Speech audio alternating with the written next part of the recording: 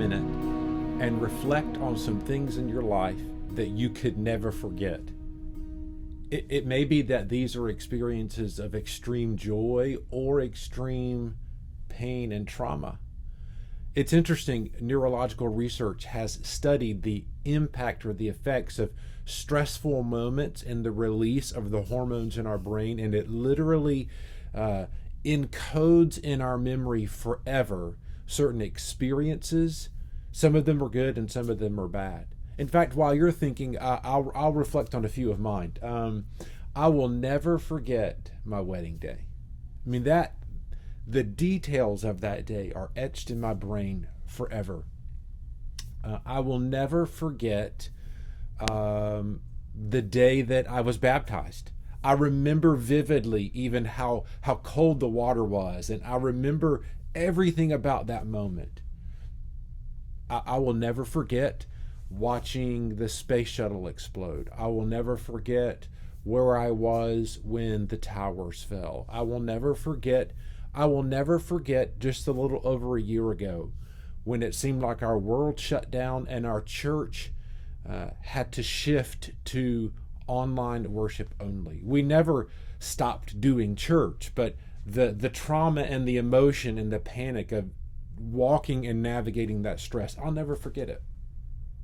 I imagine that you have a list that's much similar to mine, and there's different things on your list, perhaps some things that we share. Here's the important point of that. When we read the Easter story, when it begins, you could read the account in Mark 16, Luke chapter 24. Each of the Gospels tells this story with added detail. We see the story of the women who approached the tomb on that morning, and their expectation was coming. They were prepared to administer some care for their leader that they loved. They were prepared for that. They were emotionally processing the sadness of loss. And when they got there, imagine the trauma that things weren't what they expected. And they found a very emotional, traumatic, in fact, the language that different translations describe, but they were perplexed. They were traumatized. They were fearful. And they were swept and overwhelmed with emotion. For them, I guarantee you that today they would never, ever forget. Every detail of that etched in their memory. What is most interesting is how what they experienced led them to respond. See, they had zero influence on what happened, but their response had influence on others.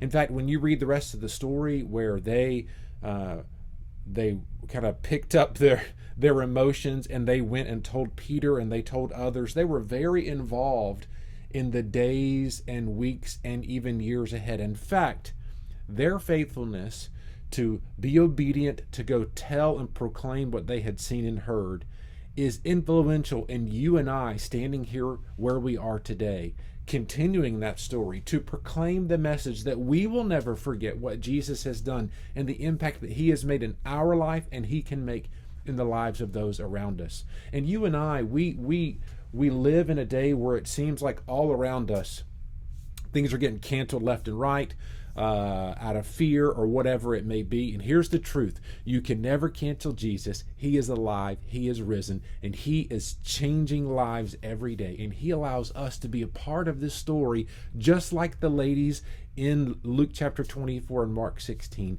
He allows us to be part of the story as we boldly proclaim what he has done. We celebrate this past Easter Sunday the resurrection Savior, and we continue to celebrate him today. And in fact, we talked about these verses and this story and the impact of it for them and for us in greater detail in our sermon on this past Easter Sunday. In fact, if you missed it, you can go and check it out. But here's what I want you to rest in today. We remember what Jesus did so that we can have hope today, and it literally changes the trajectory of our life. I find peace and purpose and hope and confidence in who I am because of what Jesus has done. He fulfilled his word. He fulfilled his mission. He kept his promise. Today, he wants to complete his mission in you. fulfill his promises for you as you live out the gospel, as you proclaim the good news that Jesus is alive. I hope you'll do that today. And let's just get more narrow and specific. Rather than being focused on doing it to the nations, which we should be focused, why don't you start today with someone who lives in your house, who lives next door to you, or that you work with? In your circle of influence today, proclaim that Jesus is alive and he wants to give you and them life today. Listen, we celebrate this. This is why we are here, and we hope that you will join Jesus on that mission. Join us as a church on that mission today and every day. We love you. God bless you. Be sure to check out our website for more of what you may have missed on Easter, or other ways that you can find encouragement and resources as we all walk on mission with God every day. We love you, and we'll see you next time.